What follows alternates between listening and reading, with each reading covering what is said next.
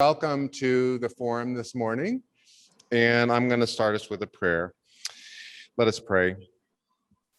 Grant, O God, that your holy and life-giving Spirit may so move every human heart, and especially the hearts of the people of this land, that barriers which divide us may crumble, suspicions disappear, and hatred cease, that our divisions being healed, we may live in justice and peace.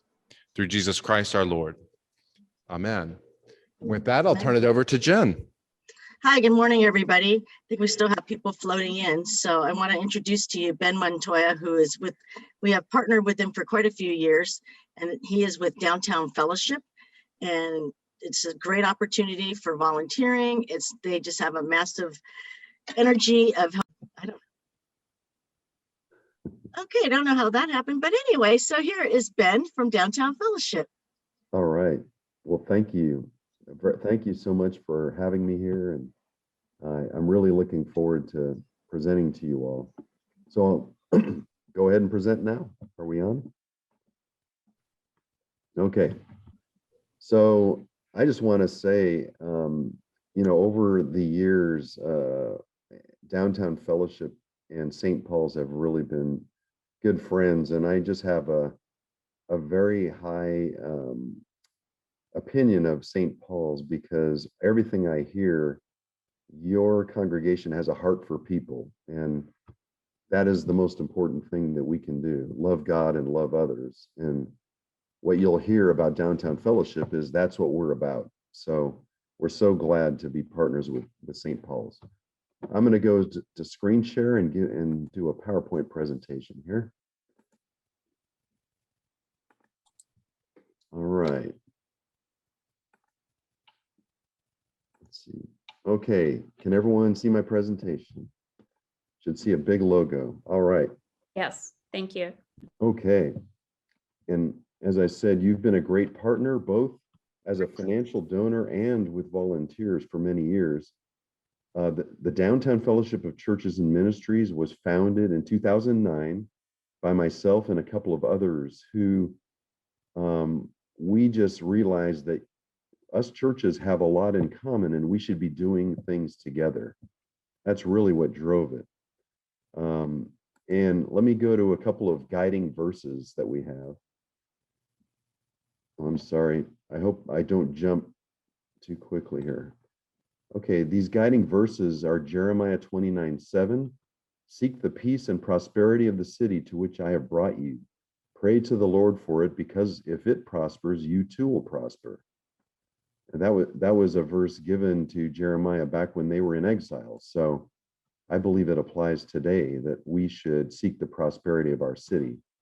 And then Micah 6:8, I'm sure you all, this is near and dear to your hearts. He has shown you, O mortal, what is good. And what does the Lord require of you? To act justly and to love mercy and to walk humbly with your God. This is very specific to our mission. Love mercy, walk humbly with your God. And this is what we do. And let me go to the next. This translates into our vision and our mission. So our vision is to bring social and spiritual renewal to downtown San Diego through church and community partnerships. And, you can follow that with the mission is to unite the church, partnering with the community to serve the vulnerable in downtown San Diego. We believe that, all of us churches have different views, but our differences are, how we baptize, how we do different things like that. But when it comes to loving people, we're all united. We're all called to love people. So as a church, why not unite as volunteers? Why not partner with the community? Because we really shouldn't see ourselves as isolated churches serving the vulnerable. We should be partnering with the community and reaching out and serving the most vulnerable in our downtown area. When we think of the most vulnerable, who do we think of? Specifically downtown, we think of the homeless. And I have to say, most of what we do is around homelessness, although we do some things with high-risk youth and human trafficking. But I would say a majority of what we do is around homelessness. So Okay. Here's another way to look at it. How do we put it into action? Uniting the churches and ministries, the green bubble to the right. We do things like monthly fellowship meetings, pastors' coffees. We are hosting a national day of prayer now, and we collaborate amongst ourselves through those venues. We partner with the community, and that's residents, businesses, and government. We serve the vulnerable, and I just mentioned homeless and high-risk youth and traffic. So these are kind of the three areas that we're definitely focused on. We started in 2009, or I'm sorry, well, we started in 2009, but it wasn't until 2013. Oh, my slides are moving by themselves. 2013, we actually became a nonprofit, and one of the major things that occurred is this building was opened as Path Connections Housing. Path has a service there serving the homeless, and we actually, one of the first things we did was raise $9,000, including, and I believe your church was one of the contributors to that, for move-in kits for 75 permanent residents there at $120 a person. So we actually furnished the 75 permanent residences with donations from churches.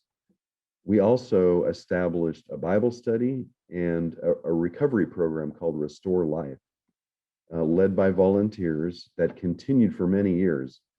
And I'll let you know where we're at today. We also started a program called Real Life Skills, which is a great program, and now they're their own nonprofit. But they teach very basic skills, communication, how to deal with your finances, anything you can imagine you would share with someone who's just getting their feet in the ground and trying to, get moving. It's very well done. It's a secular style program, but led by Christians. And a lot of what we do is that way. We don't want to beat anyone over the head with the gospel. We want to share in a very respectful, communicating way as Christians, and the gospel will come through for sure. And here's a couple of pictures. Here's a real life skills class going on, and the next picture is a real life skills. Oops, it's moving by itself sometimes. A real life skills graduation class, and this is Bruce Menser on the left of that picture. I just point him out because he's the one that's always telling me about your church and how great you guys are. So Bruce is on our board. He was our executive director in 2013 and is since now a board member. I shouldn't say just a board member, but so he's my partner in all that we do. Connections Housing today. Some of these slides that you see with this blue background were in our latest year-end update. So just wanted to share where we're at today. We still do the real life skills Bible study, but we actually added a Restore Life recovery. Well, I told you about the recovery group. We added Life as It Should Be. It's an encouragement group, and we find that that's a model for a building community amongst those who are in transition. So that's really our model, is both dealing with individuals, but it's also helping them to build community amongst themselves. That's continuing today. Here's just a quick snapshot of all the different churches. I got it. It's touchy today. It's jumping ahead. Churches, ministries, and community partners that we have or deal with. And you can see St. Paul's under the churches list. I go to First Presbyterian Church right down the street from you all. So does Bruce. There's a number of churches here that have they're newer churches that have moved out of downtown but still have a heart for downtown. The church at Rancho Bernardo actually has a heart for downtown but is in Rancho Bernardo, and we've partnered with them for a few things.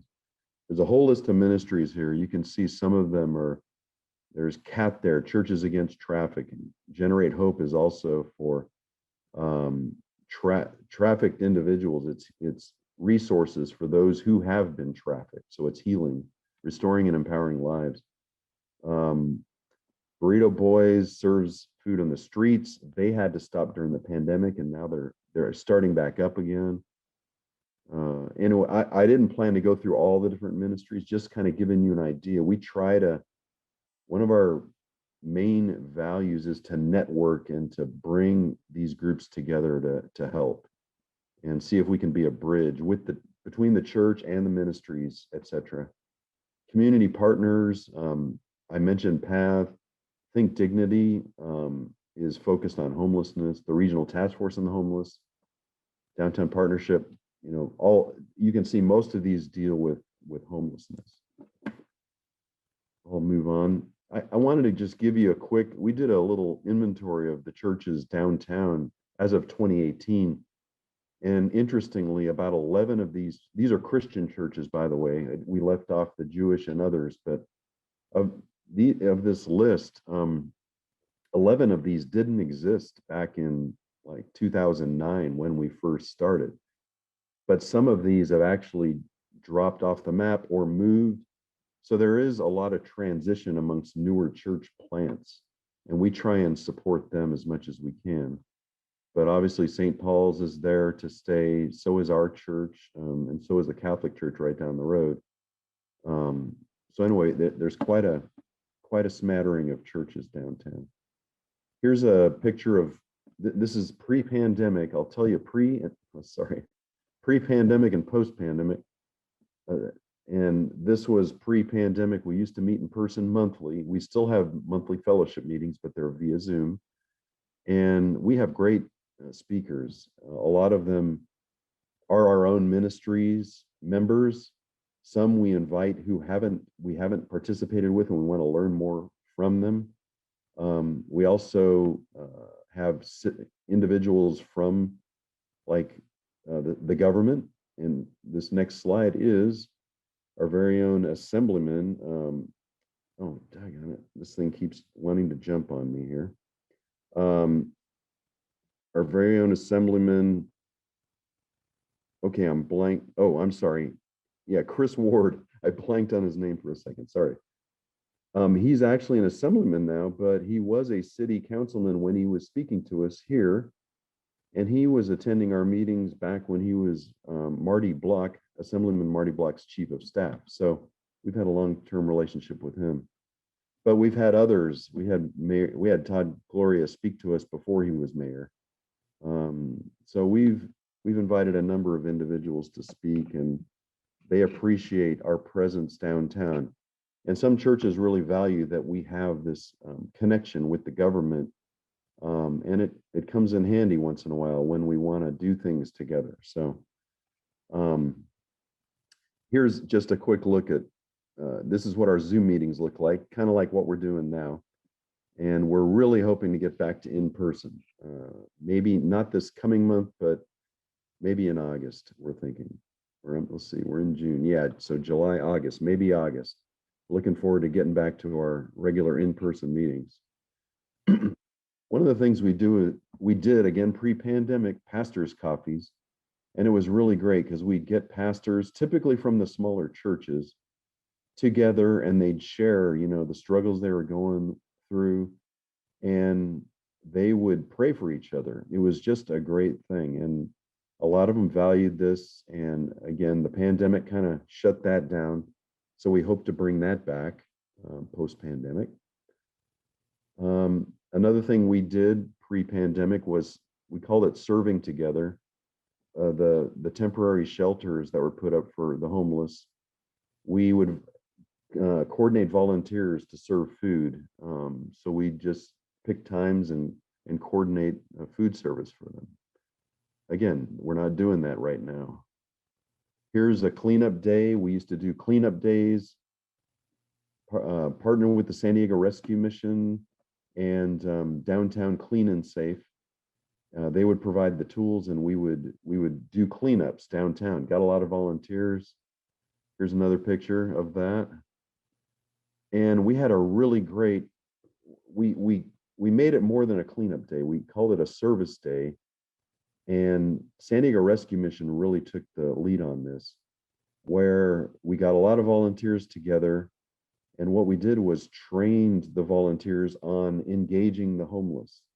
So, how to show dignity, how to speak with them, and be respectful and loving to them. And it was really a life-changing experience for a lot of volunteers, where they came back. I mean, we were cleaning the streets, but that seemed to be a secondary to actually engaging with homeless individuals on the streets.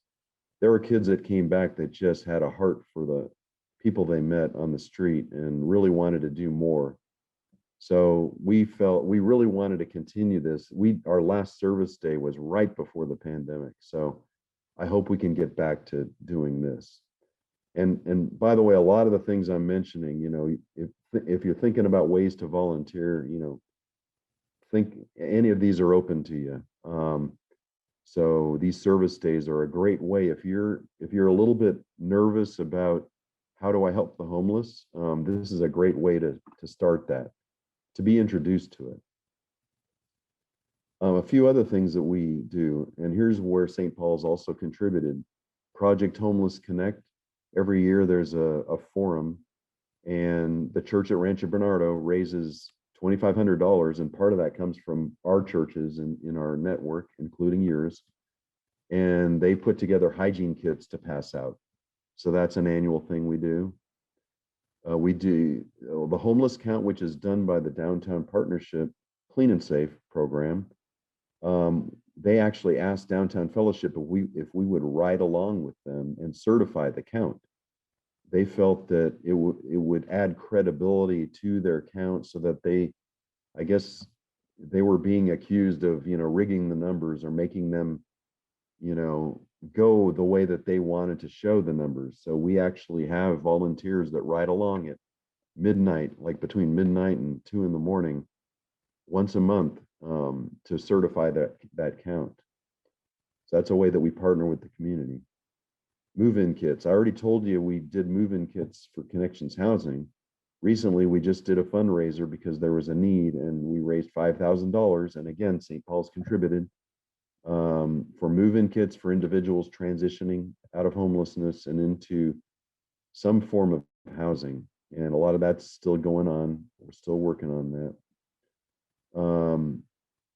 We actually produce a care guide. There is, you may be familiar with, is it called 211?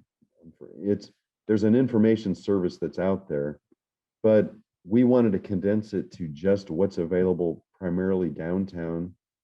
And this can be it's folded up into a nice little handout. And the Rescue Mission really takes these and gives these out quite a bit. And we find that they've gotten out around the whole county because of the Rescue Mission. But anyway, it's another thing that we do. We update it periodically and print it.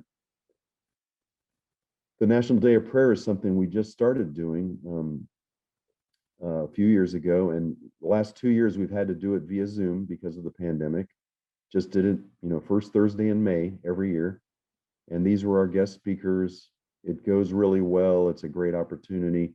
Hopefully, again, we can get in person and get everyone together to pray together for the nation and for all the different needs of our community. And I wanted this slide to thank St. Paul's. I've already mentioned you all have contributed. We've raised over the years like approximately $45,000 for a number of different things. Mobile showers was one. Think Dignity actually spearheaded that effort. You guys contributed, but you also, I put it as the last bullet here, Showers of Blessing was a real blessing to the community. You all actually had that at your church at the same time, because there weren't enough showers. These mobile showers were really needed and could only do so much. So you guys supported that effort with your own Showers of Blessing. You've provided move-in kits, hygiene kits, and we also raised money for a transitional storage center. They had to close that down, fairly recently, but it was a great thing for a while. It allowed homeless individuals to store their stuff while they went and maybe went for a job interview or whatever their needs were. Sure helps not having to haul everything you own with you when you're doing those things. Okay, let me do a time check here. I've zipped through a lot of information, and I wanted to say that we've got on our website, there are ways for you to volunteer if you're interested. We have, well, so this is our website. You can get there by going to sdfellowship.com and actually you go to the Get Involved page, and here, you know what I'm going to do? I'm going to go to our website because I've got it up. Let's see. There we go. Here's what our website looks like. And if you go to Get Involved and volunteer with us, you can find a number of different things that we offer. I'm going to talk more about what's called mentorship here in a second, because that's one of our key programs, and we really could use volunteers for that. But what we do is we highlight our members' needs also. So, for example, Youth for Christ, this isn't a downtown fellowship program, but a member says, we need, if you'd like to mentor a teen, then you can do this. Mentor a teen who is in need of a positive role model. And here's the information down below.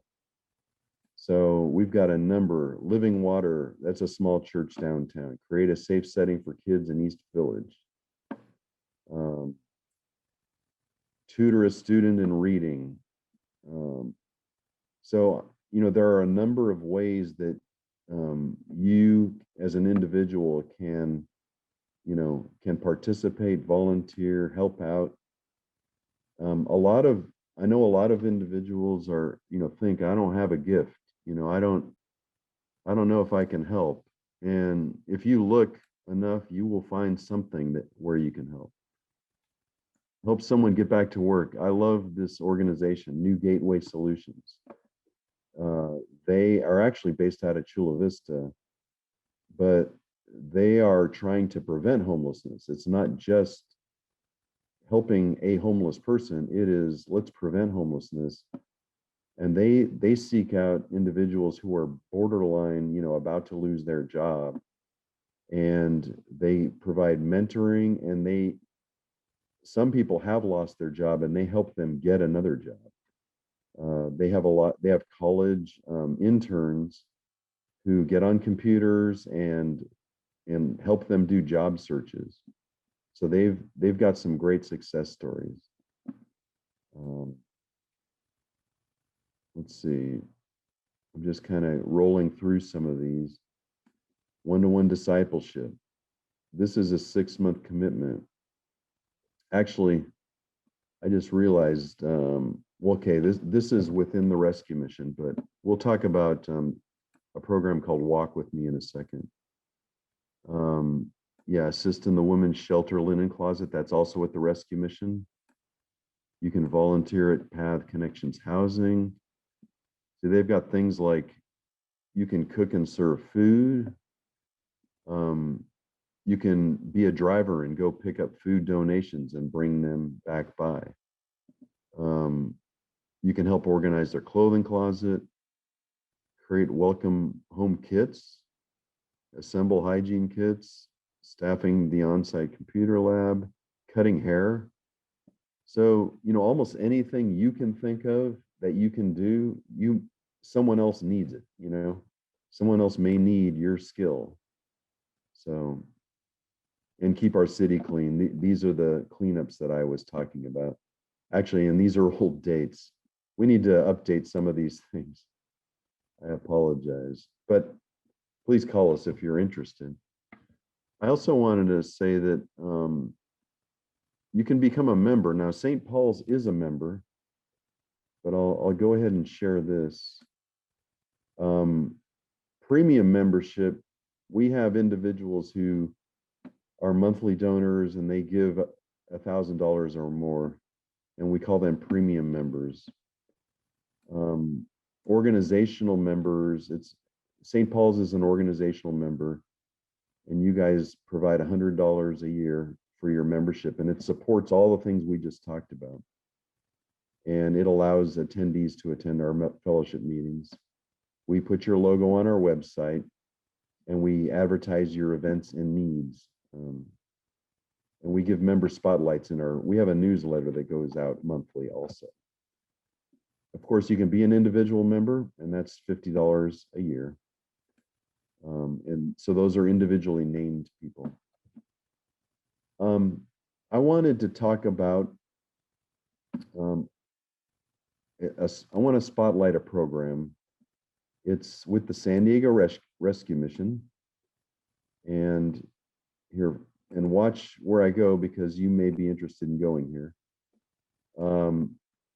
With the rescue mission, and you go to their programs. This is called Walk With Me, is the program I'd like to highlight. And I'll tell you a little bit about it.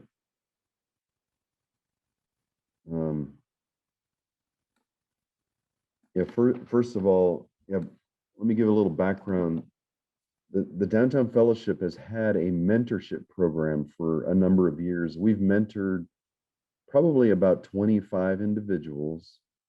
We have Russ Link is our mentorship coordinator. We partner one individual with a person who is in transition out of homelessness, and the person, you walk alongside that person as they're transitioning. You can only imagine how important this is. Well, let me tell you, I mentored somebody, an individual, for 3 years. In mentorship, we only asked for a 6-month commitment. And because, once you start a relationship like this, it's kind of hard to stop. I'll be honest with you. And sadly, the individual I mentored just passed away earlier this year. So his alcoholism finally overcame him. The good news is he knows the Lord. He went to heaven, so I can be assured of that. But I can tell you, there's nothing more rewarding than, it's challenging too, but walking with an individual who's struggling. I met with my friend, once a week for coffee. He would share his issues, what he's going through. I would try and help. The commitment is only getting together like once a week, but there were other times when he would call, or we'd talk, we'd get together. But you develop a relationship with an individual. If you think about a person who's homeless coming off of the street, they've gotten used to being on the street. They've, even as crazy as it sounds, they've gotten comfortable with it, meaning that's all they know. When they transition and we feel like we've blessed them by giving them a home, we are actually, although we're giving them something we think they need and they know they need, they are now they can be isolated. They can be in this house or whatever it is, apartment, and they can be challenged by the fact that now they have a responsibility to maintain that place. Now they need to get a job to pay for this place. Those are all the things that, doing it alone, I mean, they'd rather go back to the street than to face that daunting thing. It's probably why they're on the street in the first place. It was daunting for them to keep a job, to keep a home, and any number of other issues. So Walk With Me, Rescue Mission is heading this up now, is a very valuable way to keep someone housed and transitioning. It was founded by Mary Bernershka. Some of you may remember Rolf Bernershka, old Charger kicker. Well, it's his wife, Mary. And she had a heart for this, and we had already had our mentorship program going. But when Mary joined forces with the rescue mission to start this Walk With Me program, we said, why have two programs? Let's support Walk With Me. And so Russ Link, who's our mentorship coordinator, actually helped develop their program. And now they've got a great training video, a number of, you can take all of their training online, and you can be a friend. We call them not a mentor, but just a friend to an individual. So I've told you, I've given you some background here. Here's Walk With Me. Loving, encouraging our neighbors without homes through the power of friendship. Our hope is that all of our vulnerable neighbors experience homelessness can feel valued, loved, and seen just as God sees them, and through the power of relationship experience the fullness of life they desire. Here, let me stop there for a second. One thing we need, we're looking for from each church is an ambassador. So it would be helpful, and this does not preclude any of you from signing up for this, going straight to the Rescue Missions site and saying, I want to do this, and signing up and doing it. But if we had an ambassador from St. Paul's, someone who could be our go-to person, that would be great. So keep that in mind. Then the rescue mission is dealing with, this program is dealing with one person from each church and helping to coordinate various individuals who are in this program. And part of it is supporting you. If you are a friend, we're not saying, okay, great, go off and do this. You're on your own. We want to have a support network where we're hearing from each other and asking, how's it going? And helping each other through it, because it can be challenging. I can profess it's definitely challenging. I'm not going to go through each of everything on the site here, but let's take a look at Become a Walk With Me Friend, few requirements. Let's see.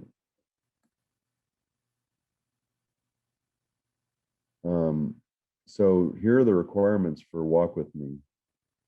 A heart to serve all our vulnerable neighbors on the streets, and a desire to make a difference in someone's life through the power of friendship. You complete an online application, you get a background check, and you take a comprehensive Walk With Me online training course. The online training is 3 to 4 hours at your own pace. You commit to being a part of the program for a minimum of 12 months. Our mentorship program used to just be 6 months. They decided 6 months is too short. We need a 12-month commitment. We know that sounds like a lot, but believe me, I'm a busy guy. I work, and I actually have a full-time job. And I do Downtown Fellowship as a side thing. And I also did this mentoring. So you can do it. Participate in at least one outreach activity for the homeless or have prior experience. Treat your neighbor to a meal or coffee one time a month. So they're only asking for one time a month, and connect with them one other time, 3 to 4 hours total. They're being a little more flexible. It's not necessarily a weekly thing. So it's a little more flexible there, that we know you're busy and that this is not easy. Receive and give support together with other volunteers at 2 celebration gatherings with the Walk With Me network of friends, and follow agreed upon boundaries and guidelines. That'll come through in the training. So use Google phone number for communication, no monetary or material gifts in first phase of relationship. It's very important that we don't give, they will ask for money typically. And we tell them up front that we're not going to provide money, we're providing friendship. Believe me, if you get into providing money, at least in the first phase of the relationship, it can get dicey. It can get messy. and you all can understand that. Commit to meeting with your Walk With Me neighbor as scheduled.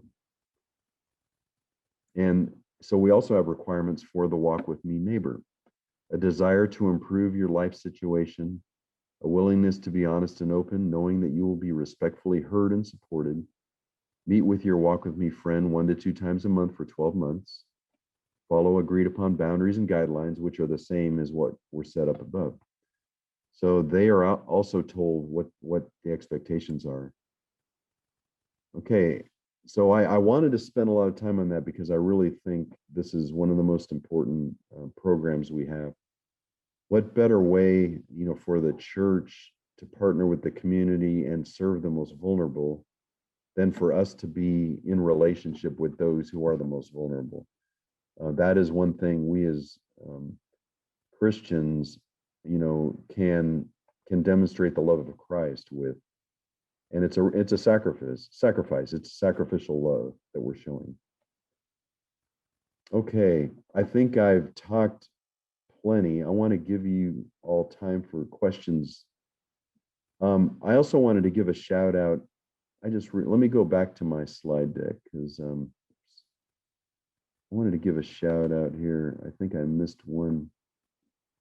Where is my slide deck? Okay. Well, no. Did I bounce out of it here somehow? Okay, I lost it somehow. Let's see. Hold on. Oh, here it is. Okay. Yeah. Do you see my slides again? Okay, good. And back to presentation mode. Yeah, when I was saying thank you to St. Paul's, I left one thing out here. I jumped around. The second bullet, we engage with the community, and your congregant, Gary Arps, actually has been a longtime member of our Downtown Fellowship and has represented us at the Regional Task Force and the homeless meetings, and he reports back to us what happens at those meetings. So we really appreciate Gary's heart. He's been one of the most visible members of your congregation at the Downtown Fellowship. Okay, I think I'll stop there and open it up for questions. I think I covered a lot of ground. So maybe let me bounce out of, I'll stop sharing. Okay, are there questions?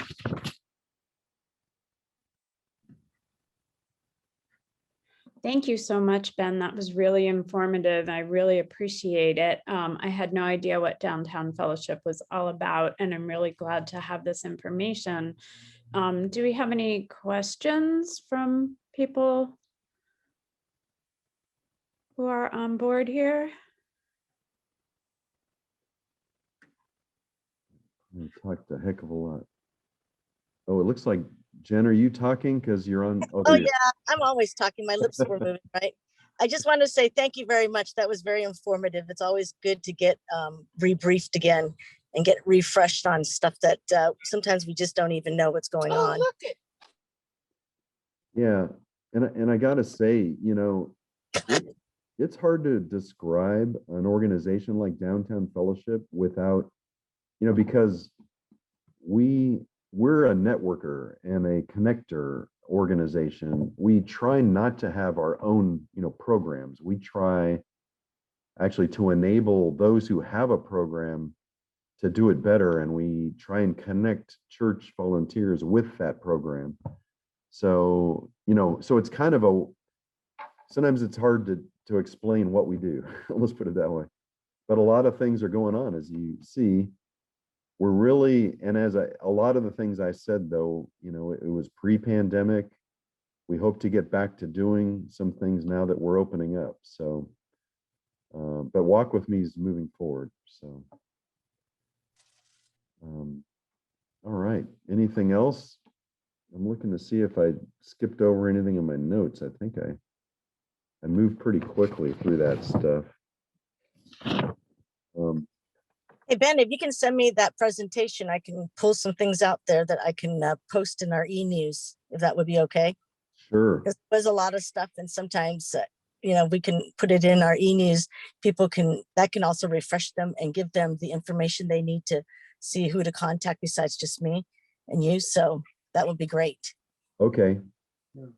Sure thing. Oh, yes.